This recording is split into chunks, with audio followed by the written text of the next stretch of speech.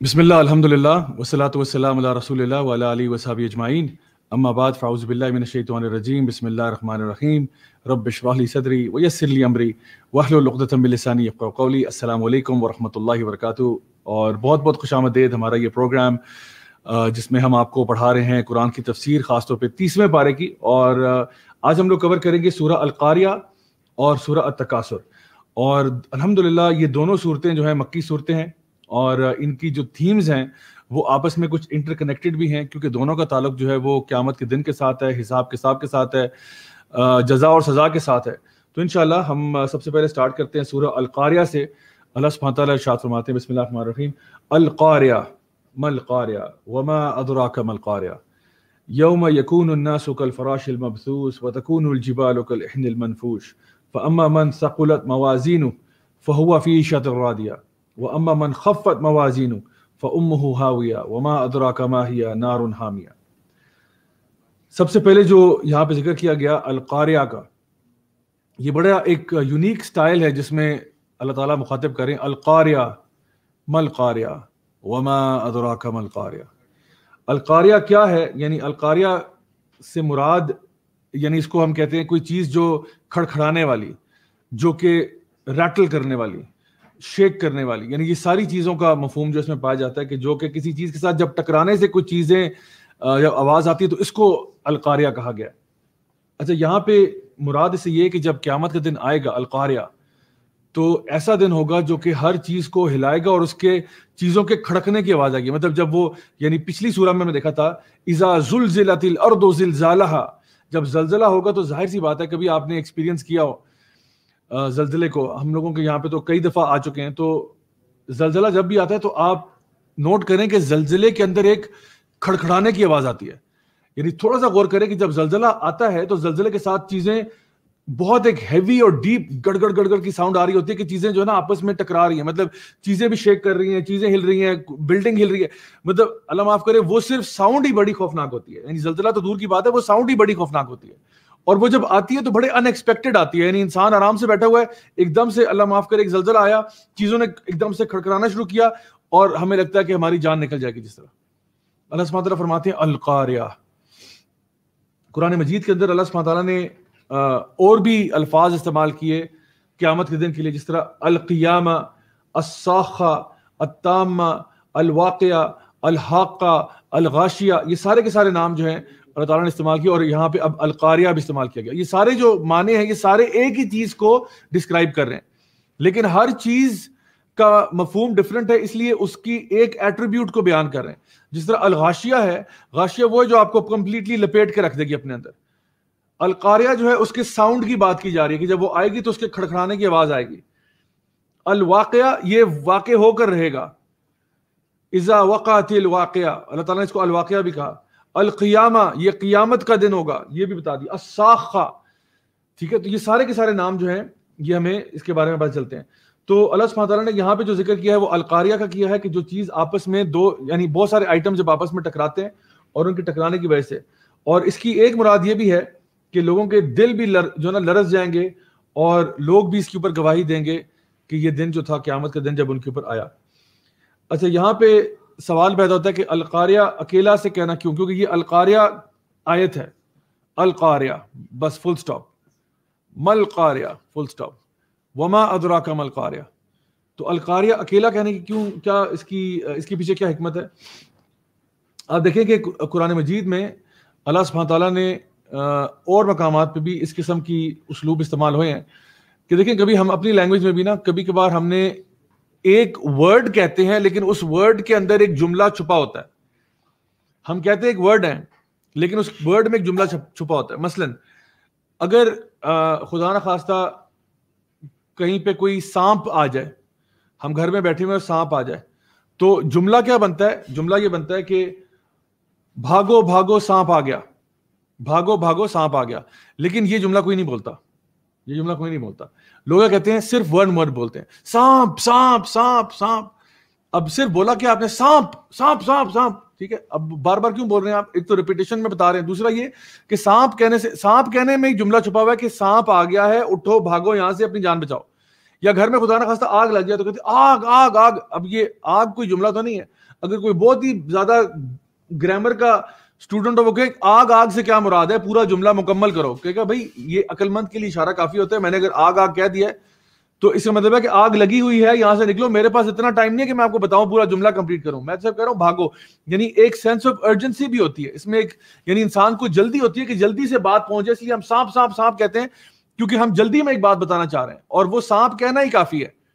ٹھیک ہے, سو اسی طرح سے جب اللہ تعالیٰ فرما رہے القاریہ, ٹھیک ہے, تو اس کا مطلب ہے کہ القاریہ یعنی قیامت کا دن, یہ جو کھڑکنے والا دن ہے یہ آ کر رہے گا, اور یہ ہوگا. اپنے آپ کو پہلے سے بچا لو, اپنے آپ کو بچا لو, آج اپنے اعمال درست کر لو تاکہ تم اس چیز سے بچ جاؤ. سو یہاں پہ القاریہ کہا گیا. القاریہ اگلی آیت میں مل قاریہ, یہ کیا ہے, یہ کیا ہے القاریہ, وما ادراک مل قاریہ, اور تمہیں کیسے پتہ چلے گا کہ القاریہ کیا ہے. سو اللہ سبحانہ تعالیٰ یہاں پہ ایک انسان کو نا سوچنے پہ مجبور کر رہے ہیں کہ وہ سوچے کہ وہ دن آخر کیسا ہوگا. سو یہاں پہ یعنی یہ بتانے کے بعد القاریہ تم القاریہ وما ادراک ما القاریہ, پہلے یہ گراؤنڈ اسٹیبلش کرنے کے بعد کہ ایک ایسا دن آنے والا ہے جس کے بارے میں اللہ تعالیٰ آپ کو وارن کرے. اب یہ انسان کو چاہیے کہ وہ اس پہ غور کرے کہ میری کیا تیاری ہے اس دن کے لیے.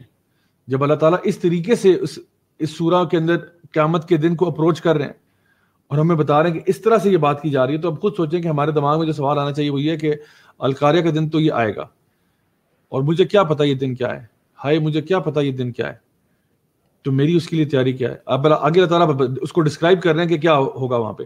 یوم یکون الناس کالفراش المبثوث, لوگ اس دن جو ہیں ایسے ہوں گے. یوم یکون الناس, لوگ اس دن ایسے ہو جائیں گے جیسے کالفراش المبثوث, پتنگے یا موت جس کو ہم کہتے ہیں یا پروانے کہتے ہیں, ایسے جو مبثوث ہیں, بکھرے ہوئے ہیں, ادھر ادھر بکھرے ہوئے پتنگوں کی طرح لوگ ہوں گے. اب یہ ایک منظر ہے, یعنی اس القاریہ کا ایک منظر بیان کیا جا رہا ہے, دوسرا اس کے بعد آئے گا. ایسا منظر جب لوگ پتنگوں کی طرح آگے پیچھے بھاگ رہے ہیں. کبھی آپ نے کسی لائٹ کہیں لگی ہو نا, ہائی انٹینسٹی لائٹ کہیں پہ لگی ہو کسی جگہ پہ, اس لائٹ کے پاس پتنگوں کی موومنٹ اگر آپ نے دیکھی ہو کبھی, ایسے رینڈم ہوتی ہے, اس میں کوئی آرڈر نظر نہیں آ رہا ہوتا کہ سارے پتنگے ایک لائن میں آ رہے ہوتے ہیں پھر وہاں سے جا رہے ہوتے ہیں. نہیں, ہیپ ہیزٹ کچھ سمجھ نہیں آ رہا, لگتا ہے کہ پینک کریٹ ہوا ہے, ایسے لگتا ہے کہ پینک کریٹ ہوا ہے. اللہ تعالیٰ فرما رہے ہیں کہ لوگ اس دن ایسے ہوں گے جیسے کہ آرڈر میں نہیں. آج ہم لوگ سارے بڑے تمیز سے جو نا ہماری سڑکوں پہ گاڑیاں بھی چل رہی ہیں, ٹریفک کا فلو ہو رہا ہوتا ہے, ہر چیز بڑے آرڈرلی چل رہی ہے. اس دن جو ہے نا کوئی آرڈر نہیں ہوگا, ہر چیز کیوس کیوس کیوس. جب چیزیں آپس میں کھڑکھڑا رہی ہیں, بلڈنگز ٹوٹ رہی ہیں, کوئی بندہ سڑک پہ گاڑی چلا رہا ہے, کسی نے سڑک سے نیچے گاڑی اتار دی ہے, کسی نے کہاں چلا دی, کسی نے کہا, کوئی کسی کی پرواہ نہیں کر رہا. سوچیں کہ people are moving in random order, ہر کوئی ادھر بھاگ رہا ہے, کوئی ادھر بھاگ رہا ہے, کوئی سمجھ نہیں آ رہی کیا ہو رہا ہے. ایک پکچر بتائی جا رہی ہے کہ اس دن انسانوں کا معاملہ کیا ہوگا, کہ اتنی ہیپ ہیزڈنس ہوگی اس دن, اور لوگ جو ہیں وہ ایک دوسرے سے بھاگ رہے ہوں گے. یوم یفر المرء من اخیہ وامہ وابیہ وصاحبتہ وبنیہ, یہ ہم نے پڑھا تھا پچھلی صورتوں میں کہ اس دن لوگ تو اپنے سگوں سے بھاگ رہے ہوں گے. وتکون الجبال کالعہن المنفوش, اور پہاڑ اس دن ایسے ہوں گے جیسے روئی کے گال ہوتے ہیں. عہن جو ہے نا یہ ایک وول کو کہتے ہیں, روئی کا خاص ٹیکسچرز کی بات ہو رہی ہے.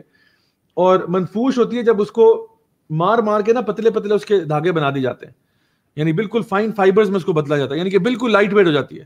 تو پہاڑ کیسے ہو جائیں گے جیسے روئی کو جو ہے نا پیس پیس کے نا بالکل فائبرز کر دیا, اس کے سارے فائبرز بنا دیے. یہ پہاڑوں کا معاملہ ہوگا. اور یہ کب ہوگا, جب پہاڑ بھی آپس میں کھڑکھڑائیں گے, آپس میں ٹکرائیں گے تو چکنا چور ہو جائیں گے سارے پہاڑ. اور سبحان اللہ, یہ آپ دیکھیں کہ پہاڑ اگر چکنا چور ہو گئے اور اپنی جگہ سے ہل جائیں گے, وَتَكُونُ الْجِبَالُ كَالْعِهْنِ الْمَنْفُوشِ, روئی کی طرح ہو جائیں گے, تو پہاڑ جو ہے نا, جس طرح پچھلی صورت میں ہم نے پڑھا تھا وَسُيِّرَتِ الْجِبَالُ فَكَانَتْ سَرَابًا, پہاڑ ایسے جیسے سیر پہ نکلے ہوئے ہیں, اپنی جگہ سے ہل چکے ہیں. آپ کے ارد گرد جو اگر کہیں پہاڑی علاقے کے آس پاس آپ رہتے ہیں تو آپ سوچیں کہ وہاں سے پہاڑ غائب ہو جائیں گے, وہاں سے پرواز کر چکے ہیں. اور پہاڑوں کا معاملہ دیکھیں اور لوگوں کا معاملہ دیکھیں تو لوگ بھی ادھر ادھر بغیر کسی مقصد سے گھوم رہے ہیں, اور پہاڑ جو ہیں وہ بھی تباہ ہو کے ریزہ ہو چکے ہیں, اور وہ بھی ادھر ادھر موو کر رہے ہیں. تو یہ چیزیں نا انسان کو ڈس اورینٹ کرنے کے لیے بہت کافی ہوتی ہیں, کہ جن چیزوں کے اوپر وہ بھروسہ کرتا ہے وہ چیزیں اپنے نارمل عادت کے برعکس کچھ کرنا شروع کرتے ہیں. پہاڑ جو کہ ایک جگہ پہ اسٹیبل تھے وہ وہاں سے کچھ الٹ کر رہے ہیں. لوگ بھی جو عام طور پہ آرڈرلی تھے کچھ اور کر رہے ہیں. یہ انسان کو نا بہت ڈس اورینٹنگ قسم کی فیلنگ کریٹ کرتا ہے اس کے دماغ میں. اور پھر آگے اللہ تعالیٰ نے یہاں پہ ارشاد فرمایا کہ اس کے بعد کیا ہوگا, وَتَكُونُ الْجِبَالُ كَالْعِهْنِ الْمَنْفُوشِ فَأَمَّا مَنْ ثَقُلَتْ مَوَازِينُهُ. پھر جس شخص کا وزن جو ہے نا اس دن جو ہے نا اس کے اعمال کا وزن زیادہ ہوگا, ثقلت موازینہ, جس کا میزان جو ہے وہ ثقیل ہوگا, بھاری ہوگا, یعنی اس میں نیک اعمال زیادہ ہوں گے, اس کے ساتھ کیا ہوگا, فہو فی عیشۃ راضیہ, وہ پھر عیاشی میں ہوگا, وہ عیش کرے گا, پھر عیشۃ راضیہ, اور راضی بھی ہو جائے گا, پسندیدہ قسم کی عیاشی کرے گا. جس کا میزان اس دن بھاری ہوگا, یعنی یہ قیامت کا منظر بیان کرنے کے بعد بتایا کہ جس کا میزان اس دن بھاری ہوگا, نیک اعمال خوب سارے لے کے گیا ہوگا, نیک کاموں میں اس نے دوڑ لگائی ہوگی نیکیاں اکٹھی کرنے میں, فہو فی عیشۃ راضیہ. وَأَمَّا مَنْ خَفَّتْ مَوَازِينُهُ, اور جس کا میزان جو ہے وہ خفیف ہوگا, ہلکا ہوگا, لائٹ ہوگا, فَأُمُّهُ ہاویہ, اس کی ماں جو ہے نا وہ ہاویہ ہوگی. وَمَا أَدْرَاكَ مَا هِيَ, اور تجھے کیا پتا وہ کیا چیز ہے, نار حامیہ, بھڑکتی ہوئی آگ ہے. تو یہاں پہ دیکھیے سبحان اللہ, اللہ سبحانہ تعالیٰ نے ذکر کیا کہ جن کا بیلنس کی بات ہو رہی ہے, ایک کا میزان بھاری ہے, ایک کا ہلکا ہے. یہ نہیں کہا کہ جس کو عذاب مل رہا ہے, جو جہنم کی آگ میں جا رہا ہے, اس کو یہ نہیں کہا کہ اس کے میزان میں تھا ہی کچھ نہیں. نہیں, اس نے بھی کام کیے تھے, لیکن وَأَمَّا مَنْ خَفَّتْ مَوَازِينُهُ, نیکیاں اس نے بھی کی تھی لیکن تھوڑی کی تھی. یہ نہ سمجھے کہ جو بندہ جہنم میں جا رہا ہے اس نے نیکیاں نہیں کی ہوتی, نیکیاں اس نے بھی کی ہوتی ہیں لیکن ہلکی نیکیاں کی ہیں. تو my dear brothers and sisters, ہمیں کیا کرنا چاہیے, نیکی کے اندر دوڑ لگاؤ, نیکی کے لیے دوڑ لگاؤ. میں آپ کو ایڈوائز ہی کروں گا, اگر آپ اسٹوڈنٹس ہیں, ینگسٹرز ہیں, تو دیکھیے جب بھی آپ کو نیکی کی اپرچونٹی ملے نا, فوراً اس کے پیچھے بھاگیں. فار ایگزامپل آپ کے گھر میں آپ بہن بھائی ہیں, 4 بہن بھائی ہیں, ٹھیک ہے, فار ایگزامپل اگر آپ 4 بہن بھائی ہیں, آپ کے ابو نے کہا کہ مجھے پانی کون پلائے گا, آپ دوڑ کے پہلے جائیں, کیونکہ آپ نے اپنے میزان کو بھرنا ہے. ہمیں یہ کہا جا رہا ہے کہ جو بھی جس کا میزان بھاری ہوگا, فَأَمَّا مَنْ ثَقُلَتْ مَوَازِينُهُ, جس کا میزان ثقیل ہوگا, بھاری ہوگا, فَهُوَ فِي عِيشَةٍ رَاضِيَةٍ, وہ عیاشی کی زندگی گزارے گا, جنت میں بہت عیاشی کرے گا, وہ خوش ہو جائے گا, بالکل خوش, سیٹسفائیڈ ہو جائے گا. اور وَأَمَّا مَنْ خَفَّتْ مَوَازِينُهُ, اور اگر اس کا میزان بھاری نہ ہوا, اگر اس کا میزان ہلکا ہوا, تھوڑے اعمال لے کے گیا ہے, تو پھر کیا ہوگا, فَأُمُّهُ هَاوِيَةٌ, اس کی ماں جو ہے نا وہ ہاویہ ہوگی. ماں ہاویہ سے کیا مراد ہے, اس کا ٹھکانہ ہاویہ ہوگا. وما ادراک ما ہی, اور تجھے کیا پتا کہ وہ کیا ہے, نار حامیہ, بھڑکتی ہوئی آگ ہے.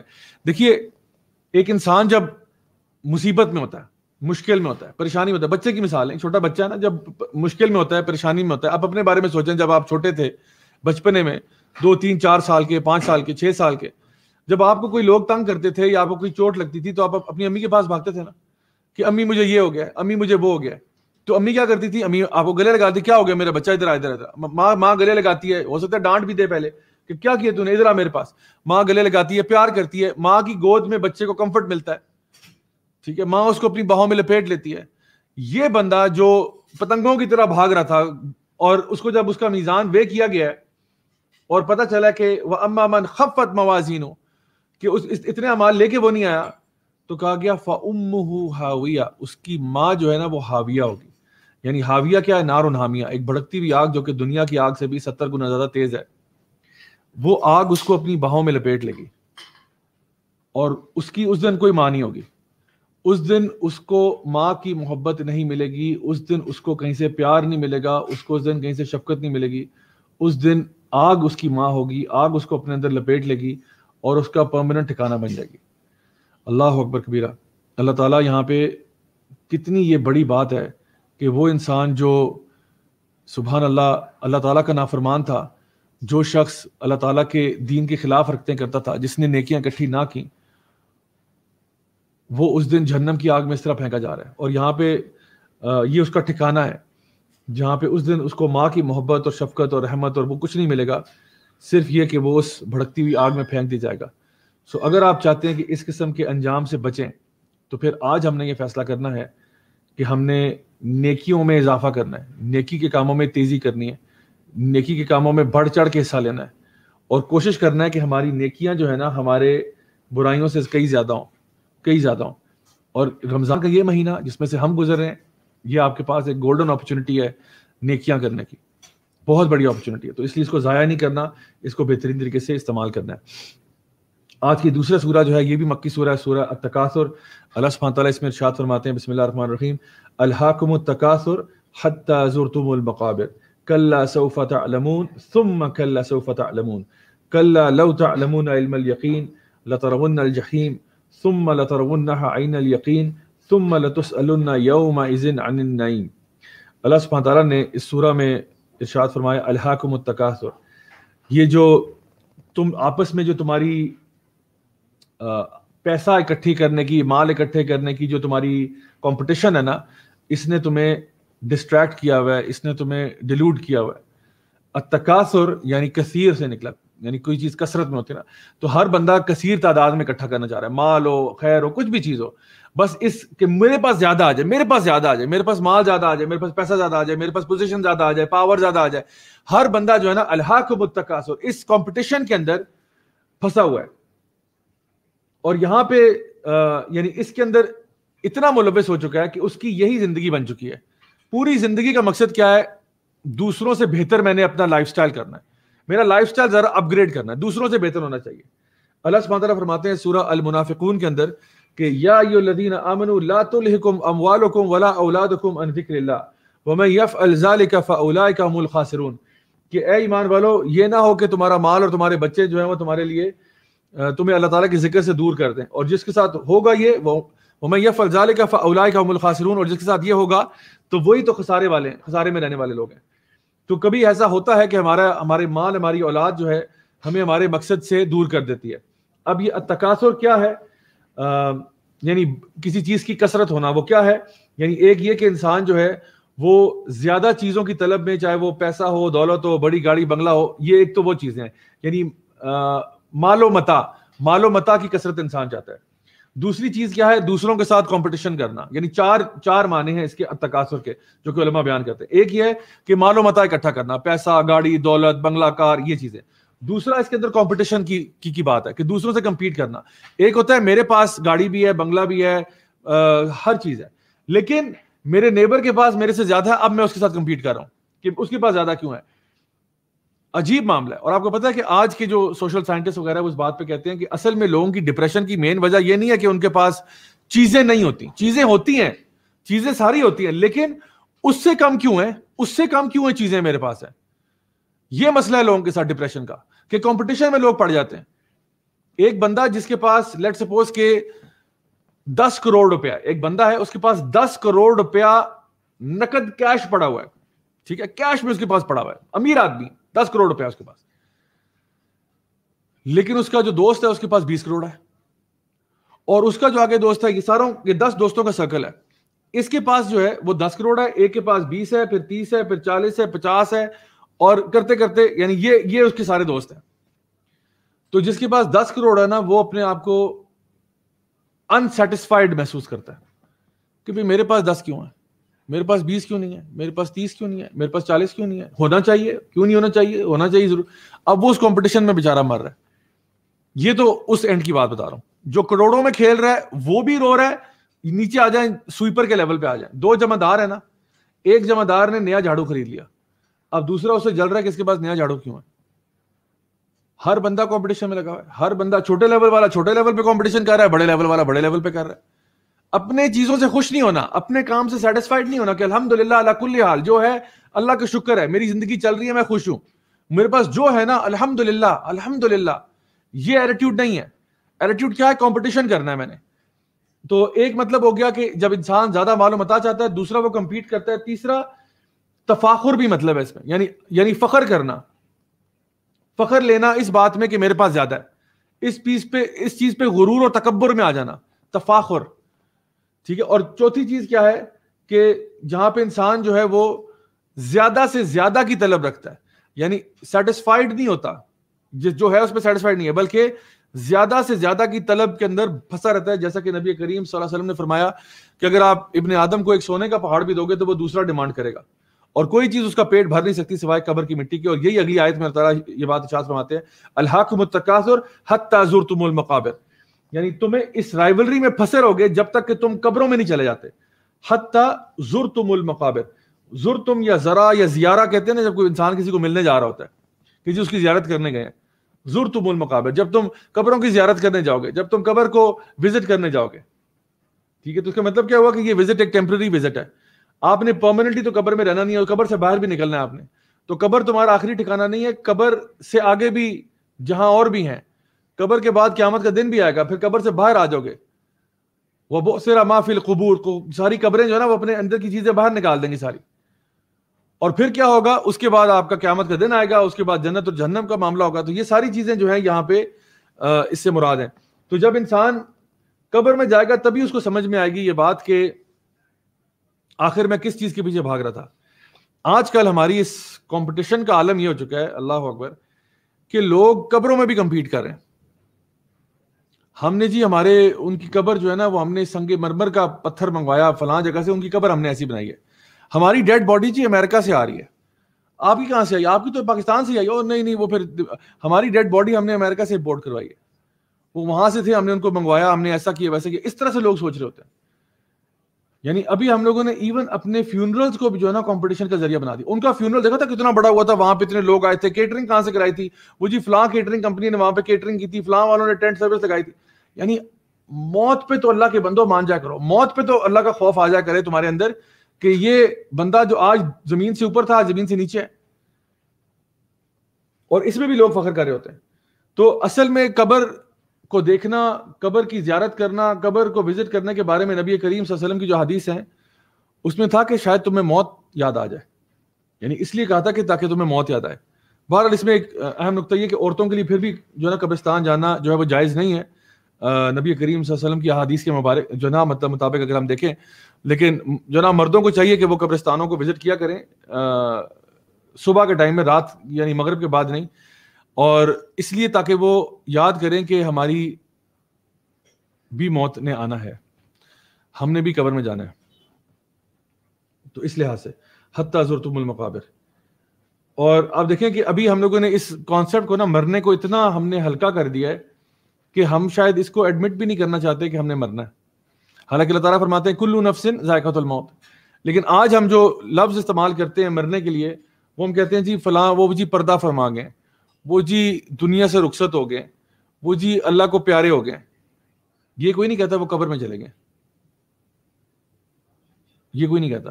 ہم لوگوں نے ٹرمز ایسی یوز کر لی ہیں کہ جہاں پہ ہم نا اس ٹاپک کے بارے میں انکمفرٹیبل ہیں, ہم موت کو ڈسکس نہیں کرنا چاہتے, ہم اس کے بارے میں انکمفرٹیبل ہیں. حالانکہ نبی کریم صلی اللہ علیہ وسلم کی حدیث یہ تھی کہ اکثر ذکر کیا کرو اس کا جو تمہارے لذتوں کو ہلاک کر دیتی ہے. اکثر ذکر کیا کرو اس چیز کا جو تمہاری لذت کو ہلاک کر دیتی. کیا یعنی کہ موت کو اکثر یاد کیا کرو. تو اپنی محفلوں میں نا جب انسان موت کا تذکرہ کرتا ہے نا تو ہر بندے کو پھر یہ احساس ہوتا ہے کہ میں نے مرنا ہے, میں نے اللہ کے پاس جانا ہے, اور اگر میں نے اللہ کے پاس جانا ہے تو مجھے آج اپنے اعمال کو ٹھیک کرنا ہوگا, ورنہ میرا آخر میں انجام اچھا نہیں ہوگا.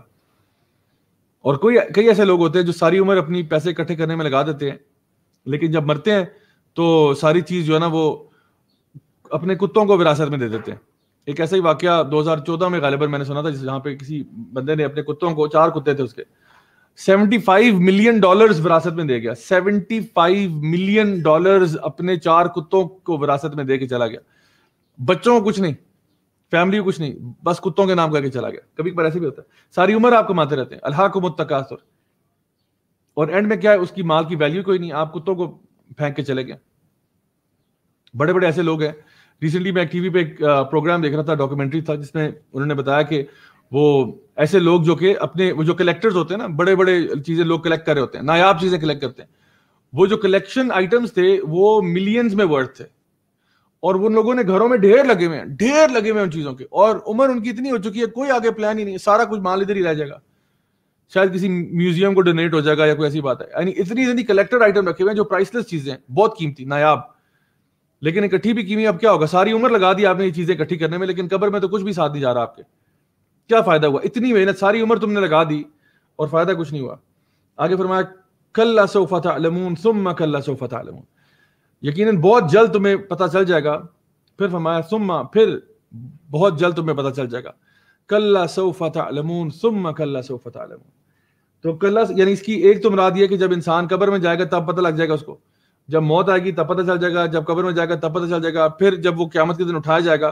یعنی پہلا جو کلا سوف تعلمون ہے وہ یہ ہے کہ جب تم قبر میں جاؤ گے, ٹھیک ہے, حتی زرتم المقابر کلا سوف تعلمون. اب جب تم قبر میں جاؤ گے نا تب تجھے سمجھ آ جائے گی کہ تیرے ساتھ ہوا کیا ہے.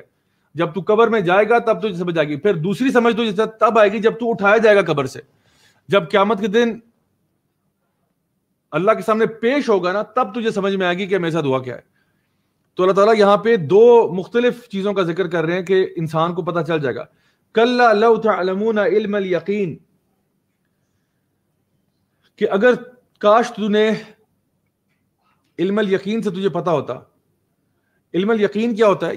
یعنی تین چیزوں کا ذکر ہے, دو کا ذکر تو اس سورہ میں مل جائے گا. علم الیقین, عین الیقین اور حق الیقین. علم الیقین ہوتا ہے جب آپ کو کسی چیز کے بارے میں علم ہو اور اس علم کی وجہ سے آپ کو یقین ہو گیا ہو. مثال کے طور پہ اگر مجھے کوئی یہ کہتا ہے کہ جی باہر نا سڑک پہ ایک ایکسیڈنٹ ہو گیا, ٹھیک ہے, مجھے کوئی یہ کہتا ہے, ابھی میں اسٹوڈیو میں ہوں, مجھے کوئی کہتا ہے کہ جی باہر ایکسیڈنٹ ہو گیا, چلیں وہ اگر ایک ٹرسٹ ورتھی بندہ ہے میں اس کی بات مان لیتا ہوں, ٹھیک ہے ایکسیڈنٹ ہو گیا ہوگا, ٹھیک ہے, یہ علم الیقین ہے. پھر میں اپنی کھڑکی سے باہر دیکھتا ہوں تو مجھے نظر آتا ہے کہ باہر ایکسیڈنٹ ہوا ہوا ہے, یہ عین الیقین ہے, آنکھوں سے دیکھ لیا کہ ہاں باہر ایکسیڈنٹ ہوا ہوا ہے. لیکن حق الیقین ابھی بھی نہیں ہے. ہو سکتا ہے یہ کوئی پرینک ہو رہا ہو سکتا ہے کہ ایکسیڈنٹ نہیں ہوا ہوا, ہو سکتا ہے یہ کسی نے کوئی ہولوگرافک ایلوژن بھی ہو سکتی ہے نا, کسی نے کوئی ہولوگرام کریٹ کر دیا ہو, یا کوئی اور آپٹیکل ایلوژن ہو سکتی ہے. جیسے کبھی کبھار ایسا ہوتا ہے کہ آپ کو آنکھوں سے تو سڑک کے اوپر پانی نظر آ رہا ہوتا ہے, عین الیقین تو ہوا ہوا ہے لیکن حق الیقین نہیں ہے. حق الیقین کب ہوگا؟ جب آپ جا کے اس کو ٹچ کریں گے تو آپ کو نظر آیا دور سے کہ سڑک پہ پانی ہے, لیکن اصل میں وہ پانی نہیں تھا, وہ مراج تھا. لگا ایسا کہ جس طرح عین الیقین ہوا کہ پانی پڑا ہوا ہے سڑک پہ, لیکن وہ پانی تھا ہی نہیں. تو ایک ہوتا ہے علم الیقین, کسی نے آپ کو بتا دیا تو آپ نے بات مان لی. اس سے اوپر کا لیول کیا؟ عین الیقین, آنکھوں سے دیکھا تو یقین ہو گیا. اور پھر سب سے بڑا کیا؟ حق الیقین, جہاں پہ آپ نے اس چیز کو ایکسپیرینس بھی کر لیا تو آپ کو آئیڈیا ہو گیا کہ واقعی یہ بات سچ ہے. تو اللہ تعالیٰ فرماتے ہیں کہ کلا لو تعلمون علم الیقین, کہ کاش کہ اگر تجھے علم الیقین ہو گیا ہوتا کہ تجھے جو ہم نے کتاب میں بار بار وارننگز دی تھیں, بار بار بتایا تھا قیامت کا دن آ رہا ہے, قیامت کا دن آ رہا ہے, اپنے آپ کو بچا لے, نیک اعمال کر لے, فضول میں ٹائم ضائع مت کر, دنیا جو ہے نا ومل حیات الدنیا الا متاع الغرور, یہ دھوکے کا سامان ہے, ٹھیک ہے, بل تؤثرون الحیات الدنیا والآخرۃ خیر وابقیٰ. تجھے بار بار یہ باتیں بتائی تھی, پورا قرآن بھرا ہوا تھا اسی کے اوپر, تجھے بتایا تھا, تیرے پاس علم کی کوئی کمی نہیں تھی, تجھے سب کچھ سمجھا دیا تھا, پھر بھی تو نہیں مانا.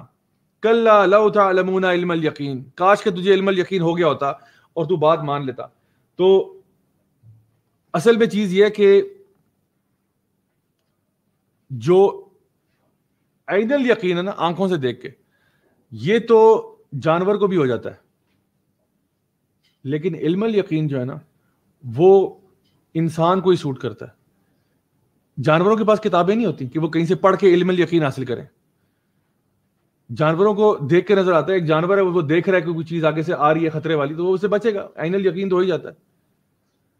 لیکن علم الیقین جو ہے نا, اللہ تعالیٰ نے کیونکہ انسان کو اشرف المخلوقات بتایا ہے, تو اگر ہم اشرف المخلوقات ہیں اور ہمیں اتنا اللہ تعالیٰ نے عقل دی ہے, اتنی سمجھ دی ہے, اتنی فیکلٹیز دی ہیں, تو جب آپ کو ایک بات بتائی جا رہی ہے تو آپ کو ماننا چاہیے تھا. آگے فرمایا لترون الجحیم, اور پھر تو اپنی آنکھوں سے دیکھے گا جہیم کو, جہنم کو. یہاں پہ کیا فرمایا کہ کلا لو تعلمون علم الیقین لترون الجحیم, کہ کاش کہ اگر تجھے علم الیقین ہو چکا ہوتا, لیکن اب کیا ہے کہ تو ضرور اپنی آنکھوں سے جہنم کو دیکھے گا. تو یہاں پہ جہنم کو دیکھنے کا منظر کی بات کی جا رہی ہے. انسان جب اپنے اس کیے کو دیکھے گا کہ جہاں وہ جا رہا ہے, یہ بھی ایک ٹارچر ہے. یعنی ایک انسان ہوتا ہے نا جس کو پنشمنٹ مل رہی ہے. مثال کے طور پہ آپ چھوٹی سی ایگزامپل دیتا ہوں. اگر ایک بچہ ڈینٹسٹ کے پاس گیا اور بچے کو نہیں پتا کہ ڈینٹسٹ ٹولز کون سے استعمال کر رہا ہے, ٹھیک ہے, تو پھر بچے کی پین تھوڑی کم ہوگی. یعنی بچے کو اگر نظر ہی نہیں آ رہا کہ ٹول کون سے استعمال ہو رہے ہیں, بس یہ پتا ہے ڈاکٹر صاحب کہہ رہے ہیں منہ کھولو بیٹا, منہ کھولتا ہے وہ کچھ چیز اندر لگا رہا ہے. اب بچے کو نہیں پتا وہ چیز کیا ہے. اچھا اب سوچے کہ اگر بچے کو بار بار ہر اپلائنس دکھائی جائے کہ بیٹا یہ ابھی تمہارے اوپر میں نا آپریشن کروں گا, یہ دیکھ رہے ہو یہ ہے ڈرل مشین, ٹھیک ہے, یہ میں ابھی تمہارے دانتوں میں ڈرل کرنے جا رہا ہوں, ٹھیک ہے. تو بچے کا تو پہلے ہی آدھا فوت ہو جائے گا ڈرل مشین دیکھ کے. یا وہ ایک اور کوئی شارپ سا انسٹرومنٹ نکالتا ہے, ڈفرنٹ سرجیکل انسٹرومنٹس ہوتے ہیں, اور وہ کوئی کبھی اس کو چاقو دکھا رہا ہے, کبھی کچھ دکھا رہا ہے, ڈفرنٹ اسکیپل اور ڈفرنٹ چیزیں کہ یہ اب یہ استعمال کروں گا تمہارے منہ, اب یہ استعمال کروں گا. تو ہر دفعہ بچہ جو ہے وہ شوق میں جا رہا ہے کہ بھئی یہ کیا ہو رہا ہے میرے ساتھ. تو یہ ایک سائیکولوجیکل ٹارچر ہے نا. مطلب ایک تو ٹارچر وہ تھا جو اس کے اوپر پروسیجر ہو رہا تھا, اس سے پہلے ٹارچر کیا ہے کہ اس کو ہر چیز دکھا دکھا کے ٹارچر کیا جا رہا ہے. اسی لیے آپ کو پتہ ہے ہمارے دین میں نا قربانی کا جانور ذبح کرنے سے پہلے بھی اس کو چاقو نہیں دکھانا چاہیے, یہ منع ہے. یعنی آپ صلی اللہ علیہ وسلم نے منع فرمایا کہ یہ آپ جانور کو چھری مت دکھائیں, کہ آپ اس کو بس آرام سے لٹا کے ذبح کریں, ختم بات. یہ نہیں کہ پہلے اس کو آپ نے آدھا ماریں گے, پہلے چھری دکھا کے. جانوروں کے ساتھ بھی یہ نہیں کرنا چاہیے. تو یہاں پہ اللہ سبحانہ تعالیٰ بتا رہے ہیں کہ یہ جو تم نے کیا تھا نا, جو تمہیں وارننگز دی گئی تھی, تم نے بات نہیں مانی, تو سب سے پہلے اللہ تعالیٰ الجحیم, تجھے دکھایا جائے گا کہ یہ تیری جہنم میں جا تو جا رہا ہے. اللہ معاف کرے, اللہ تعالیٰ ہم سب کو اپنے حفظ و مان میں رکھے اور ہر قسم کے شر سے بچا کے رکھے. یہ وہ معاملہ ہو رہا ہے ان لوگوں کا جو اللہ کی نافرمانیاں کرتے تھے. ثم لترونها عین الیقین, پھر تجھے ہو جائے گا آنکھوں کے ساتھ عین الیقین تجھے ہو جائے گا. اب تو جانوروں والی صفت پہ آیا نا, اب تجھے عین الیقین ہو رہا ہے. پہلے تجھے علم الیقین والا, ہم تجھے اچھا سمجھتے تھے, ہم تجھے انسان کا بچہ سمجھتے تھے, ہم نے تیرے پاس نشانیاں بھیجی, سائنس بھیجے, ہر چیز بھیجا کہ تو عقل کر, سمجھ کر اور بات کو سیکھ جا, لیکن تو نے نہیں کیا. تو اب تجھے عین الیقین ہو رہا ہے, اب تو دیکھ رہا ہے, تجھے یقین ہو رہا ہے. ثم لترونها عین الیقین, اور پھر تو اس کو دیکھے گا ایک یعنی آنکھوں کے یقین کے ساتھ. اب تجھے یقین ہو گیا کہ جس عذاب میں تو جا رہا ہے وہ سچ تھا. کاش کہ تو نے پہلے مان لیا ہوتا, کاش کہ تو جب دنیا میں تھا تو نے اپنی عقل و شعور کو استعمال کرتے ہوئے یہ بات مان لی ہوتی. آگے فرمایا ثم لتسألن یومئذ عن النعیم, اس دن ثم لتسألن, تسألن یعنی سائل سے, سوال سے نکلا, تو اس دن سوال کیا جائے گا, یومئذ اس دن, عن النعیم ہر نعمت کا. تو یہ بتایا جا رہا ہے کہ اس دن تیرے سے سوال کیا جائے گا ہر قسم کی نعمت کا جو اللہ تعالیٰ نے تجھے عطا فرمائی تھی. تجھے تو اکٹھی, یعنی شروع میں دیکھے نا سورہ سٹارٹ کہاں سے ہوتی, الہاکم التکاثر حتی زرتم المقابر. تو چیزیں اکٹھی کر رہا تھا, جان لے جتنی چیزیں تو نے اکٹھی کی نا, ان ساروں کا سوال ہونا ہے. ثم لتسألن یومئذ عن النعیم, اس دن ہر نعمت کا سوال ہوگا جو تو اکٹھی کیے جا رہا تھا نا. آج آپ دیکھیں ہم لوگوں کا لائف سٹائل یہ ہو چکا ہے کہ ہمارے انسانی تاریخ میں کبھی ایسا دور نہیں گزرا کہ جب لوگوں نے اتنی زیادہ چیزیں خریدی ہوں جتنی آپ خرید رہے ہیں. ہم ایک کنزیومر اکانومی میں رہتے ہیں, ہم لوگ کنزیوم کرتے ہیں even things we don't need. ہماری نیڈز اتنی سی ہیں, ہماری وانٹس انفینٹ ہیں. یعنی میری نیڈ کیا ہے, میری نیڈ یہ ہے میرے پاس کپڑا ہو, مجھے کھانے کو مل جائے, سونے کو بستر مل جائے, بیسک نیڈز ہیں. اگر آج کے دور میں ٹھیک ہے مجھے ایک ٹرانسپورٹ چاہیے, میں ایک جگہ سے دوسری جگہ ٹرانسپورٹ ہونا چاہتا ہوں, مجھے اپنی کتابیں چاہیے پڑھنے کے لیے, مطلب بیسک نیڈز ہوتی ہیں انسان کی جو اس کو چاہیے ہوتی ہیں. لیکن وانٹس کیا ہیں, ہزاروں خواہشیں ایسی کہ ہر خواہش پہ دم نکلے. انسان خواہشوں کی انبار لگا دے, خواہشیں تو ختم ہونے کا نام ہی نہیں لیتی, انفینٹ پہ چلتی ہیں. تو جتنی بھی چیزیں تو اکٹھی کر رہا ہے. آپ کو پتہ ہے ابھی کووڈ کے اندر لوگوں نے, کیونکہ کچھ ہوا, آدھا لاک ڈاؤن چل رہا ہے, آدھا نہیں چل رہا, لوگوں نے آن لائن شاپنگ اتنی کی, اتنی چیزیں اٹھا کے گھروں میں لا کے رکھ لی ہیں جو ان کو زندگی میں کبھی چاہیے نہیں ہے. یعنی لوگوں نے اتنا سامان خریدنا شروع کر دیا ہے کیونکہ سمجھ نہیں آ رہی اب ٹائم کہاں لگائیں, چلو کنزیوم کرو, کنزیوم کنزیوم کنزیوم. ہمیں یہ بتا دیا گیا کہ جتنا تم کنزیوم کرو گے اتنی خوشی تمہیں ملے گی. Retail therapy, shop till you drop, یہ طریقہ اسلام کا نہیں ہے. آپ جو چیزیں آپ کی ضرورت کی ہیں وہ آپ لیں, ٹھیک ہے, ایکسٹرا چیزوں سے گریز کرے انسان. تو کیونکہ ہر چیز کا سوال ہوگا, ثم لتسألن یومئذ عن النعیم, اس دن اللہ تعالیٰ ہر نعمت کا جو ہے نا سوال کرے گا. صحابہ بیان کرتے ہیں کہ اگر آپ کے پاس ایک تکیہ بھی ہے نا تو وہ بھی ایک نعمت ایسی ہے جو کہ ہر انسان کے پاس نہیں ہے. کئی لوگ ہیں وہ بغیر تکیے کی بھی سو لیتے ہیں, تو اگر آپ کے پاس تکیہ ہے تو یہ بھی ایک نعمت ہے. ثم لتسألن یومئذ عن النعیم, اس دن تیرے سے تکیے کا بھی سوال ہوگا. اور کیا چیزیں ہیں, میں آپ کو مثال کے طور پہ بتاتا ہوں. نلکے کا پانی یہ ایک نعمت ہے. کیوں میں کہہ رہا ہوں نلکے کا پانی نعمت ہے؟ کیونکہ بہت لوگوں کے پاس یہ نہیں ہے. بہت سے لوگوں کو نلکے سے پانی نہیں ملتا, وہ ان کو نا دریا کے کنارے جا کے پانی لانا پڑتا ہے, ان کو کہیں اور جا کے سفر کر کے کسی لیک پہ کسی جھیل پہ جا کے پانی لانا پڑتا ہے. ہمیں نلکے میں اگر گھر میں پانی مل رہا ہے اللہ کی بہت بڑی نعمت ہے. کئی لوگ ایسے ہیں جن کے گاؤں میں, ان کی بستی میں ٹینکر آتے ہیں, ٹینکر آ کے پانی ڈالتا ہے, ایک ہی ٹینکی ہے پورے گاؤں میں, اس ٹینکی میں پانی ڈالتا ہے, اسی کے ساتھ نلکے لگے ہوئے ہیں, وہیں سے لوگ پانی بھر کے اپنے گھروں میں لے کے جاتے ہیں. اور خواتین وہاں پہ جو ہیں وہ ٹینکر کے نیچے سے جو پانی تھوڑا تھوڑا لیک ہو رہا ہوتا ہے نا, اس کے نیچے اپنا تولیے رکھ دیتی ہیں کہ وہ تولیے بھیگ جائیں اس گرتے ہوئے ٹپکتے ہوئے پانی سے, اور ان تولیوں سے وہ اپنے بچوں کو واش کرتی ہیں, صاف کرتی ہیں, کیونکہ نہانے کا پانی نہیں ہے, اسی تولیے سے ہی بس وائپ کر دیتے ہیں ان کو, بس اتنا ہی کافی ہے.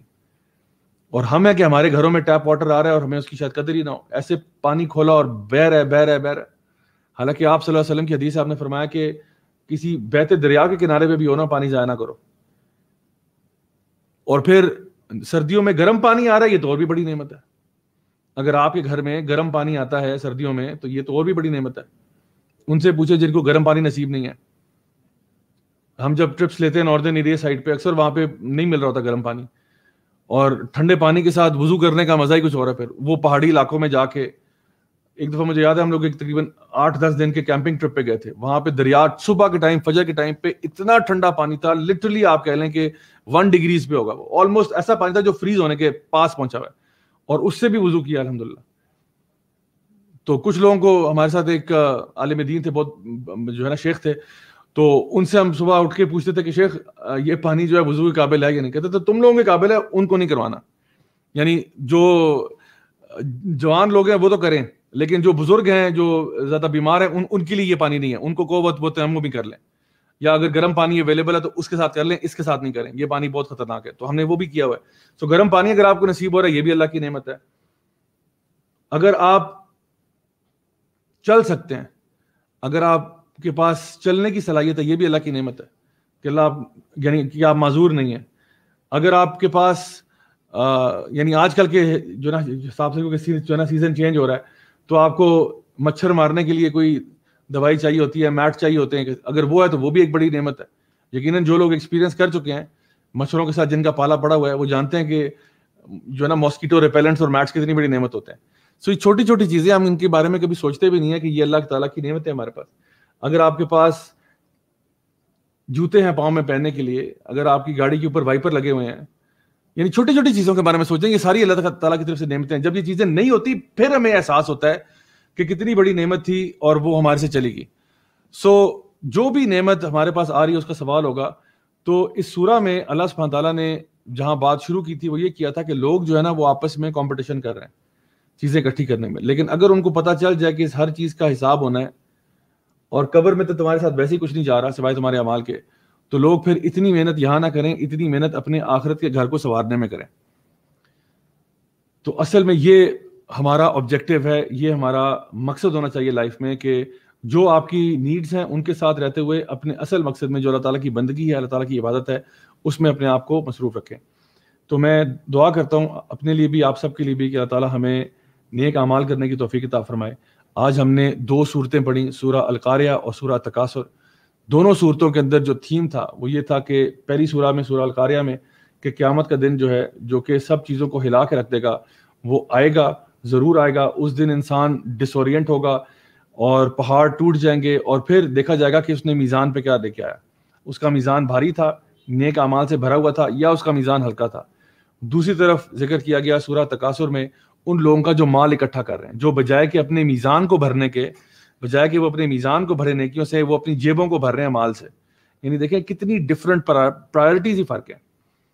مال اکٹھا کرنے میں بزی ہیں, اور لیکن وہ انہوں نے جانا تو قبر کے اندر ہی ہے. اور پھر ان کو جو بتایا گیا تھا, کاش کہ انہوں نے اس ٹائم پہ عقل کر لیا ہوتا, اس ٹائم پہ انہوں نے علم جو سیکھا تھا اس کے ذریعے اپنے آپ کو اللہ تعالیٰ سے قریب کر دیا ہوتا. جیسے ہم نے سورہ القاریہ میں پڑھا, سورہ الق میں پڑھا تھا کہ وسجد واقترب, کہ جو اقرا سے بات شروع ہوئی تھی وہ وسجد واقترب پہ آپ پہنچی, کہ جو اپنے علم کو لے کر اللہ تعالیٰ کے آگے سجدہ کرتے ہیں, اللہ تعالیٰ سے قرب حاصل کرتے ہیں. تو کاش کہ اس بندے نے اگر یہ کر لیا ہوتا تو آج وہ ایک عیاشی فہو فی عیشۃ راضیہ, پھر وہ عیاشی میں ہوتا, بہت انجوائے کرتا. سو عقل مند انسان وہی ہے جو کہ اپنے اس آج کے ٹائم کو, بیکاز ٹائم ہمارے پاس لمیٹڈ ہے, اسی ٹائم کو استعمال کرے اچھے انداز میں اپنے نیک اعمال اکٹھا کرنے میں. اللہ تعالیٰ ہم سب سے قبول فرمائے ہماری تمام عبادات جو ہم کرتے ہیں, اللہ تعالیٰ ہم سب سے راضی ہو جائے. خواتین و حضرات, ابھی ہم انشاءاللہ کچھ ہی دیر پہ ہمارا ایک بڑا special programme live broadcast ہوگا جس کا نام پاور آور ہے. انشاءاللہ ابھی کچھ ہی منٹس میں وہ یہاں پہ سٹارٹ ہونے والا ہے. انشاءاللہ ہم لوگ بھی اس کو ابھی جلدی ہی جوائن کرتے ہیں, بس عصر کی نماز پڑھنے کے فوراً بعد. تو انشاءاللہ do join us for that programme as well. وہ ہمارے ڈفرنٹ چینلس کے اوپر سائملٹینیسلی لائیو براڈ کاسٹ ہو رہا ہوگا. So do participate in that. It's a fundraiser event. ہم لوگ کوشش کر رہے ہیں کہ یوتھ کلب کے لیے ہم لوگ انشاءاللہ فنڈ ریزنگ کریں. تو اس کار خیر میں آپ بھی اپنا بھرپور حصہ ڈالیں, کیونکہ ہم لوگ جو کام کر رہے ہیں الحمدللہ ہم لوگوں نے اپنی لائفز کو ڈیڈیکیٹ کیا ہوا ہے دین کی دعوت کے لیے اور آپ لوگوں تک یہ کانٹینٹ پہنچانے کے لیے. جتنے بھی ہماری ٹاکس ہوتی ہیں, لیکچرز ہوتے ہیں, پروگرامز ہوتے ہیں, سب فری ہوتے ہیں. آپ کو پتہ ہی ہے یوٹیوب, اب ایون یوٹیوب پہ بھی ہم لوگوں نے مانیٹائز نہیں کیا ہوا, ہم اپنی ویڈیو سے پیسے نہیں ارن کرتے.